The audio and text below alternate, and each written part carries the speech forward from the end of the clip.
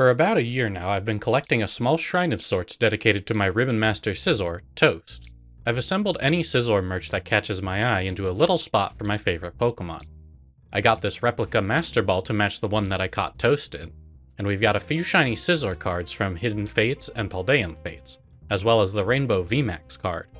A couple plushes, including the one I bought to bring me good luck during the shiny hunt back in 2022, and a marble I bought specifically because it looks like a Scizorite, alongside the actual official Scizorite that I found out about much later that they produced for the Mega Ring toy. Apparently this toy also connects to the Japanese arcade game Pokémon Treta and allows you to bypass the normally random Mega Evolution requirements, so that's neat. But even bringing together all these different items, something still felt like it was missing.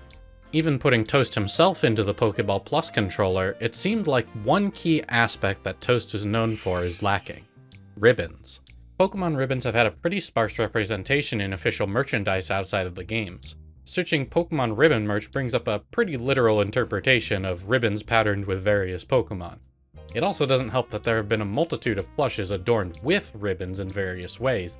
There are, however, a few notable examples of Pokemon that come with real-life ribbons. Back in the early 2000s, Bonpresto produced a line of 5 plushes, each adorned with one of the 5 hyper-rank contest ribbons seen in Pokemon Ruby, Sapphire, and Emerald, each attached to a Hoenn Pokemon.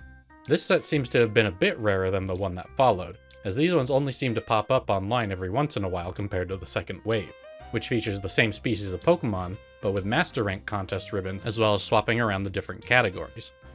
After that set, the next time we'd see a Pokemon ribbon prominently featured in merchandise wouldn't be until Generation 5. During the grand opening of the Tohoku Pokemon Center, a trio of plushes were released as the mascots of the store. These included a Snivy with a muscle band, a Victini with a Soothe Bell, and a Pikachu with an effort ribbon displayed proudly on his chest. These also matched event distributions hosted at the Pokemon Center, although perhaps disappointingly the Pikachu they distributed comes with the confusingly named event ribbon rather than the effort ribbon, but that can be easily fixed when it's brought up to Generation 6. The third and final time I can find where Pokemon acknowledged in-game ribbons with merch comes to us not too long ago with the release of Scarlet and Violet's DLC. Players who bought the physical DLC cartridge in Japan were given a choice of a Sprigatito, Fuecoco, or Quaxley plush, as well as an acrylic charm of the Best Friends ribbon. This one is interesting to me for a few reasons, as not only does the charm have a writable paper back labeled nickname, which is incredibly adorable, but it's also the only time as far as I'm aware that the in-game sprite for a ribbon has been available as a piece of merchandise. In fact, whatever source they used for this charm is magnitudes higher quality than any art we see for it in the game, which fascinates me and makes me wonder if we'll see any higher resolution artwork for any other ribbons in the future. So now that we've covered the scant history of official ribbon merch, it's clear to me that if we want physical versions of every Pokemon ribbon, we'll have to make them ourselves. To start, I grabbed sprites of every ribbon as it appears in the updated style introduced in Sword and Shield, and immediately walked face first into our first roadblock. I haven't 3D modeled anything since high school, and if I want these to turn out perfectly, I need someone who knows 3D modeling and is intimately familiar with Pokemon and the concept of Pokemon ribbons. And it would be a miracle to find anyone with that exact skill set. Hey, Big Rig, do you want to pretend this is the first time we've spoken about this project to help create the illusion of narrative cohesion despite this being one of the last parts of the video we're recording? Sure, sounds good. As it turns out, Big Rig Creates is exactly the person who I needed for this project. This guy is one of the coolest Pokemon Maker channels out there, and when he's not making hologram versions of Spiritomb and Link's Shield from Tears of the Kingdom, or making real-life Rotom appliances, he's also been known to dabble in Pokemon ribbon collecting. Honestly, it's incredible how whenever I need an outside expert on one of these projects, someone from the ribbon collecting community just so happens to have the exact skills I'm looking for. And I'll let Big Rig himself explain the design process for the parts we'll be using. Thanks, Toasty. Here's how the 3D modeling went down. For the most part, every ribbon would basically follow these 9 steps. First, I would trace it in Illustrator, then export it as an SVG. Next, I would import it into Tinkercad to actually turn it into a 3D model, only to immediately export it from Tinkercad so that I could import it once again into Fusion 360, where I would need to convert it into a solid so I could add a fillet to the sides of it. Then I would re-export it as an STL, and then re-import it back into Tinkercad so I could apply the etchings. This champion ribbon here was pretty easy, but some were not. I'm looking at you, Battle Royale ribbon. There were some shortcuts and groupings of badges that made this easier, and 3D modelers with a bit more talent probably could have done it a bit faster, but I'm still very proud with how everything turned out.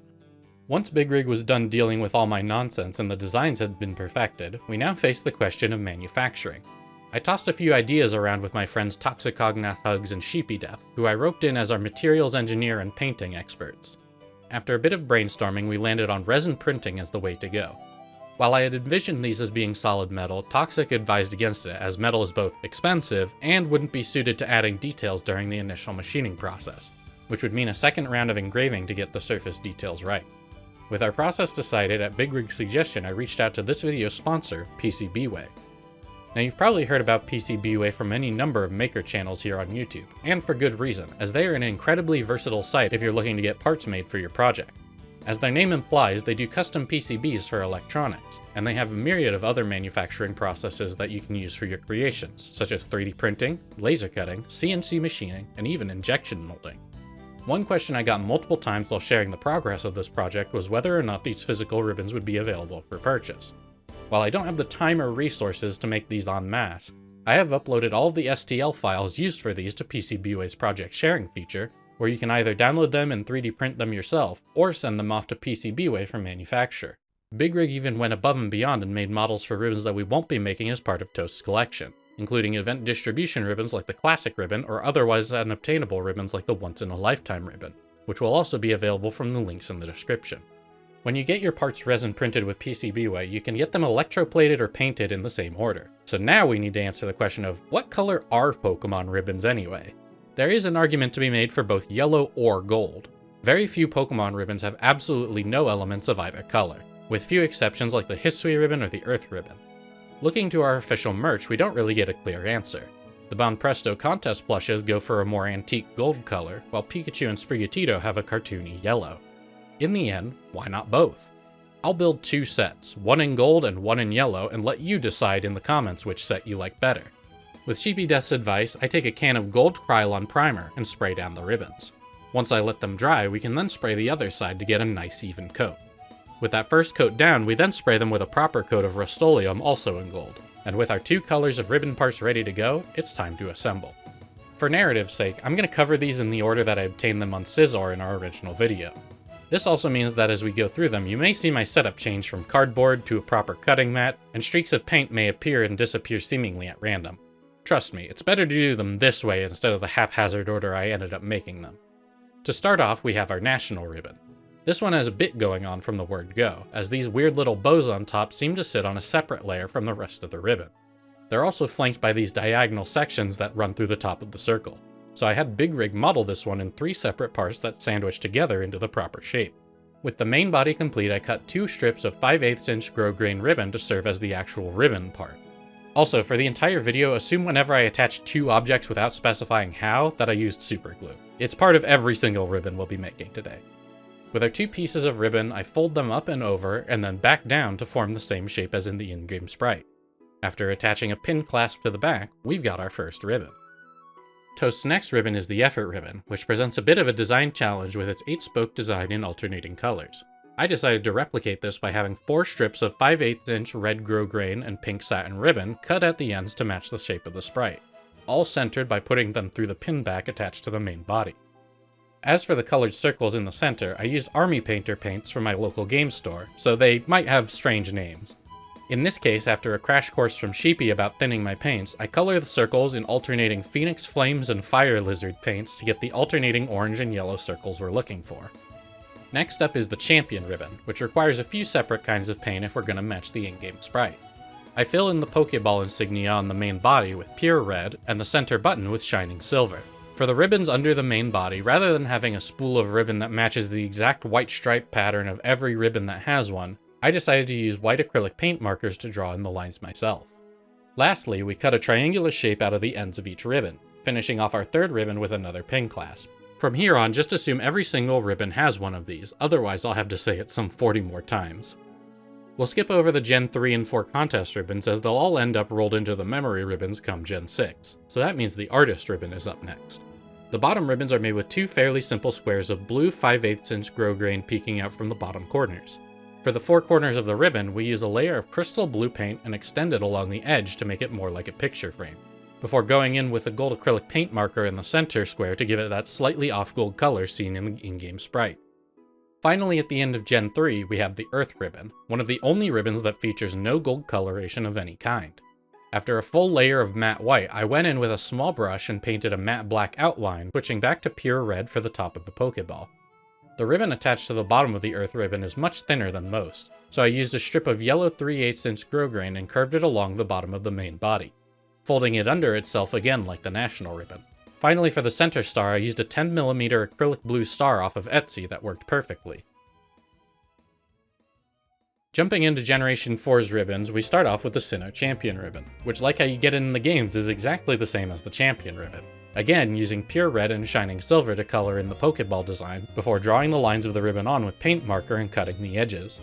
Onto the Ribbon Syndicate ribbons, and we finally have our first ribbons with gemstones on them. I debated using plastic rhinestones for this, but I decided using actual stones would end up looking much better after all was said and done. After scouring Etsy, I found a shop Simple Moments Gems that sold a plethora of stones in all the shapes and sizes we need. So if something needs a gemstone, this is where I got it. For the Gorgeous ribbon, I went with an 8mm blue chalcedony cabochon, which slotted perfectly into place. For the Royal ribbon, we have a 9x7mm nephrite cabochon in the center, with 4 5mm cabochons in the surrounding sockets. Finally, the Gorgeous Royal ribbon has an 8mm garnet cabochon in the center, 4 3mm garnet cabochons in the cardinal directions, and 4 6x3mm navette rhinestones to fill the diagonals. With the stones in place, we can paint the lines onto each ribbon, and after cutting the ends to match the sprites, we have the entire set for much cheaper than you can buy them in-game. Our next ribbon is the Footprint ribbon, which is relatively straightforward as far as construction goes. After painting the center line on 1-inch red grosgrain ribbon, it's a simple matter of attaching the foot-shaped main body before folding the ribbon back and forth underneath to match the sprite, cutting the ends in a wide triangular shape. People have asked me a lot what I want to see out of Legends ZA, and honestly just give me a footprint ribbon giver who isn't tied to Met level so I can get it on some of my alphas. Like the National Ribbon, the Legend Ribbon is another one that needs a bit of assembly. This ribbon's design actually changed slightly between when it was introduced in Generation 4 and when it got an update in Generation 8. The design went from having this floating red jewel seemingly detached from the rest of the ribbon to having a sort of center ring where it sits detached from an outer ring that connects the top and bottom halves of the Pokeball. To emulate this effect, we made this ribbon have a bottom layer disc with 2 small gaps towards the sides that would then be overlaid by the top and bottom sections, giving the floating effect without having to line up and attach multiple separate discs. As for the center stone, I went with a similar garnet cabochon to the Gorgeous Royal ribbon, but scaled up slightly to 10mm. With the main body out of the way, folding 2 strips of 5/8" red grosgrain ribbon at an angle and layering them over top of one another, I was able to recreate the lower part of the ribbon without too much issue. The Day of the Week ribbons are another notable exception to the color trend of other ribbons, as they all have a different color body with otherwise the same design. Luckily, PCBWay has every color we need available. Orange for the Alert ribbon, red for the Shock ribbon, blue for Downcast, gray for Careless, lime green for Relax, purple for Snooze, and pink for Smile. Each ribbon then gets another smaller heart over top of it. Finally, we take a length of matching colored 1-inch grosgrain ribbon and fill in a white stripe along the center. Cutting a triangle shape out of the bottom of each, we've finished our full week of ribbons in only an afternoon of assembly. As we move into Generation 6's ribbons, it's finally time to assemble the game's representation of all 40 contest ribbons and all 8 Battle Tower ribbons with the Contest Memory and Battle Memory ribbon. These ribbons take on a different appearance depending on if the Pokemon collected all of the ribbons they replace, so for Toast we're going to make the slightly more complicated gold version. To start, we need to paint the top edge of each a matte white. Then, the second stripe below is yellow on the Contest Memory ribbon and purple on the Battle Memory. After affixing a star to the top of each, we get to the truly tricky part. These ribbons have ribbons of their own, and extremely tiny ones at that. One of my biggest concerns through the entire project was if I was going to lose one of these 20 tiny circles. After cutting a few slivers of purple ribbon, we can attach 5 tiny ribbons to the Battle Memory, but the Contest Memory has multiple colors to represent the different categories of contests. Blue for beauty, pink for cute, green for clever, yellow for tough, and purple for cool? Funnily enough, the Generation 6 and 7 sprite of this ribbon has it correctly as red, but staying accurate to the Gen 8 sprite, we'll be using purple for this one. Finally, each of the memory ribbons has a bow with 2 swoops coming up along the sides. So after tying one in green and one in purple, we've got our memory ribbons complete. Speaking of bows, the Best Friends ribbon and Training ribbons are up next, and each one is basically just a big bow with a different metal in the center. For each one, I use a strip of 1-inch grosgrain ribbon in pink for the best friends ribbon and red for training. Before I tie them into a bow, I use paint markers to color the edges of each ribbon in white and blue respectively.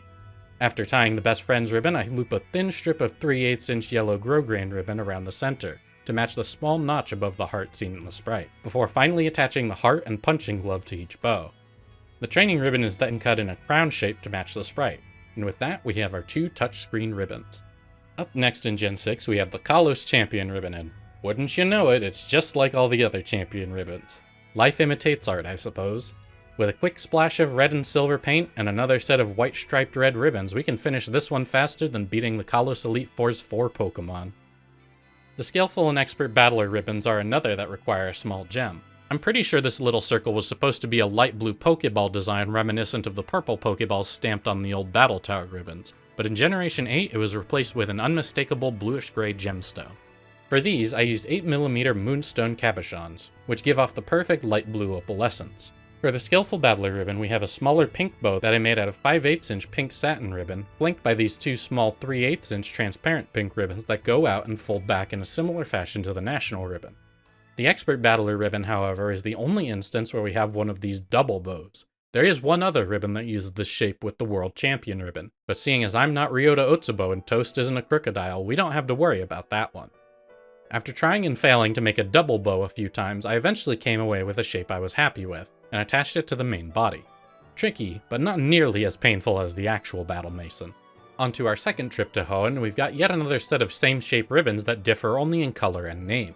For each of the Contest Master ribbons, we start with the same basic construction of one of these semicircle bases with a large Pokeball button attached on top. Then we can finish them off by attaching a red, blue, pink, green, and yellow bow respectively. Of course, once we have all 5, that segues naturally into the Contest Star ribbon we earned just for completing the set. Just looking at this ribbon sprite, it's clear this one is going to take a bit of work. To start, we need to figure out how to make a 5-colored bow with 2 loops. After cutting 2 short loops of pink and green, I pinched them together to form the same shape as they would be in a proper bow. After gluing them together, I then tied a strip of yellow around the center to form the middle of the bow. From there, it was a simple matter to create more half bows in red and blue, and attach them to the back to create our 5-color bow that we can attach to the back of the central star. The final and trickiest step is creating these laurels that wreath the bottom of the ribbon. After browsing and failing to find suitably small fake laurels, I decided to take some green 5/8-inch grosgrain ribbon and fashion it into a set of small leaves that I can then layer on top of one another to create 2 laurels along the bottom of our completed Contest Star ribbon. But what's this? Hoenn innovates slightly in the Champion Ribbon department, being the first region to not have red, but blue ribbon attached to the bottom. Everything else is the same process as last region, so we'll be moving right along to Alola. Alola is exciting because it has the first ribbon that hangs down like a proper military medal, the Battle Royal Master ribbon. This is also one of the most visually complicated ribbons from a painting perspective. The first thing we need to do is paint each of these boxing gloves in green, blue, red, and yellow. It takes a couple coats of yellow to get it looking nice, as apparently yellow paint is notorious for drying in this weird cracked pattern. Once that was done, on each glove's left we need to paint a single dot of that color. Then we connect these dots with a little arc of gold paint, and finally using that same gold color we paint in the center KO icon star. With the main body of the ribbon complete, I use some 1-inch royal blue, fitting color name, ribbon and paint the edges with white before carefully threading it under the metal bar. We can then fold this ribbon up and around the bar to allow it to hang down, and seal it off with a little brass metal clasp to clamp it together. All said and done, I'm really happy with how these turned out. I'm pretty medium on the Battle Royal as a format, but these are one of the favorites of the ribbons we've made. Oh hey, next up we have the Alola Champion ribbon. No points for guessing how we're gonna make this one. I don't have anything novel to say about the process for this ribbon, but I will point out that there seems to be a missing clump of pixels from the top of this ribbon's Gen 8 sprite, and now you'll never be able to unsee it either. It's been like this in every game since Sword and Shield, even Home. So with that forbidden knowledge out of the way, it's off to the Battle Tree. So the Battle Tree Great and Battle Tree Master ribbons pose an interesting question as soon as we look at their in-game sprites. As far as I can tell, they're supposed to be a sort of tapestry that hangs down from the main body, ending in 2 or 3 tassels. I actually don't know how to weave, but luckily we've already figured out how to handle this situation. Defer to an expert.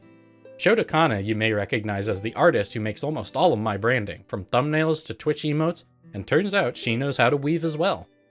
After briefing her on how each ribbon should look, she knocked it out of the park and sent over these absolutely gorgeous woven bead tapestry pieces. In order to match the main piece, she used gold bead and thread on one set and yellow for the other. Speaking of the main body of these ribbons, we have these 14mm jade cabochons, which are the largest stone of the entire project. With those in place, we can attach the tapestries to the back to complete the set. Up next is the Galar Champion ribbon, and would you look at that? A slightly different design for once. The Pokeball is a little smaller than usual, so after some slightly more careful painting and some extremely fine silver paint in the center, we paint the ribbons on the outer edge rather than down the center, before assembling the ribbon in a similar fashion to the rest of the Champion ribbons. The Tower Master ribbon is our second hanging medal, so much like the Battle Royal Master ribbon, we have a small loop to thread our purple 1-inch grosgrain ribbon through. Before doing so, we paint the edges in white, and then fold the edges inward about 1/3 of an inch over from the edge. Creasing them this way, they'll hopefully stay in a roughly triangular shape once we thread them through the loop. Again, like the previous one, we seal off the top with a brass metal clasp to keep the edges together.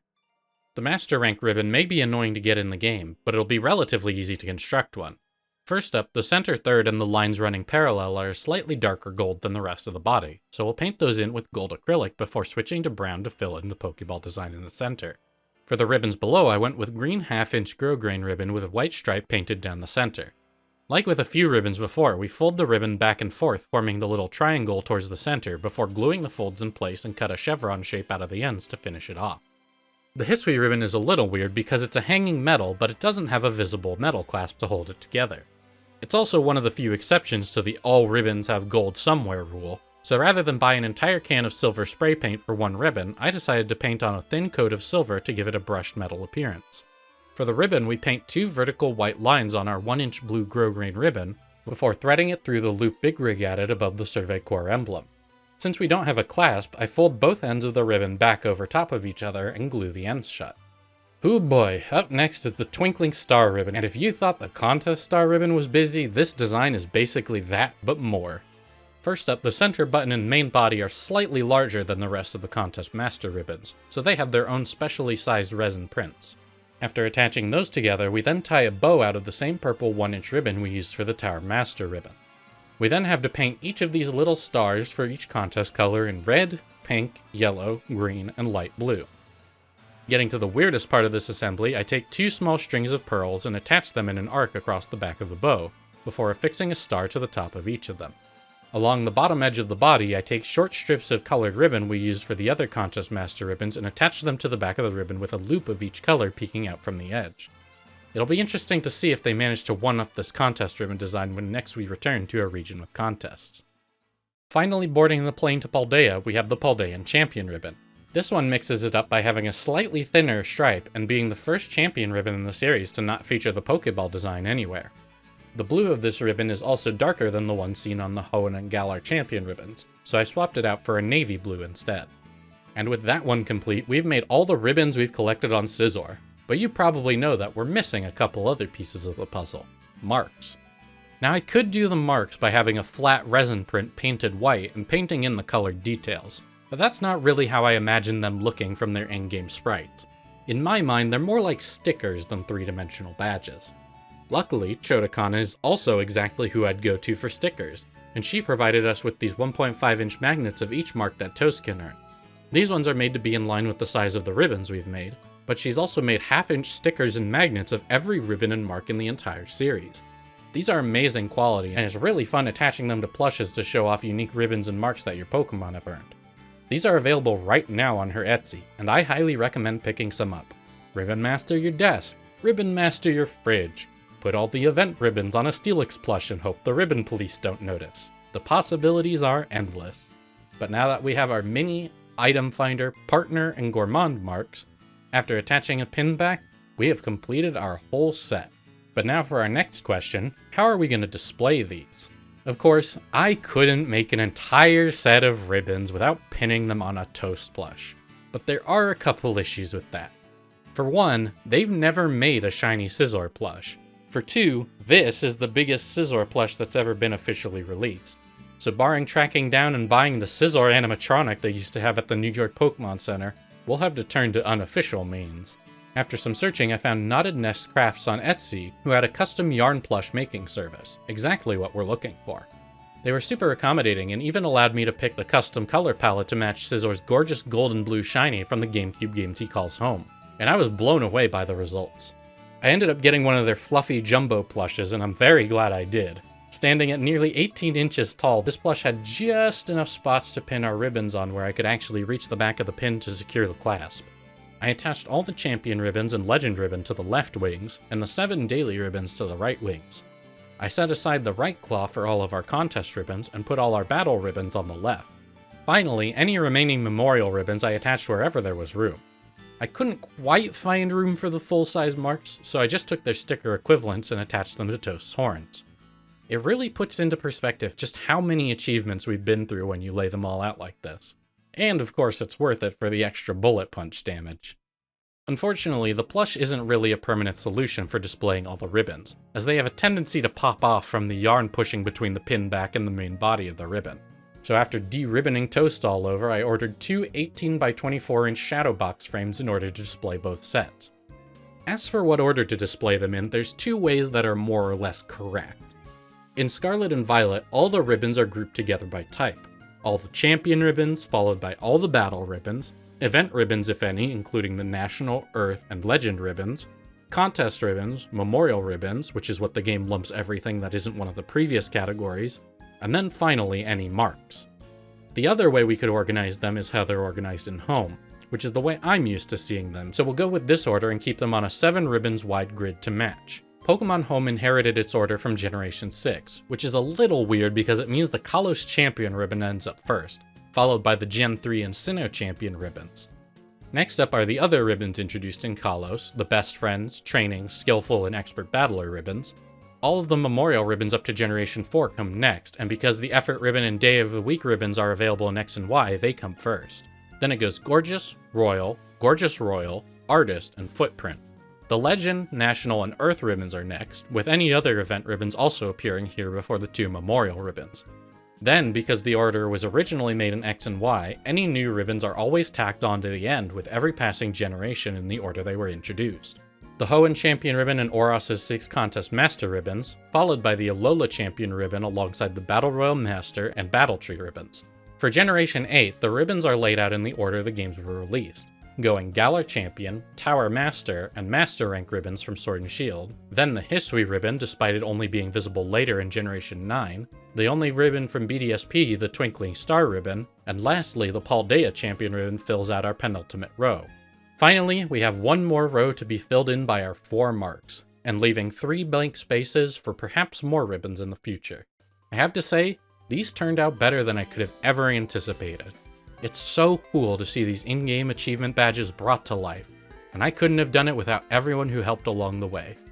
Big Rig's talented 3D models brought to life by PCBWay, and the Battle Tree ribbons and marks made by Chotakana all turned out perfect. Thanks for tagging along on this amazing Pokemon art project. And thanks for watching.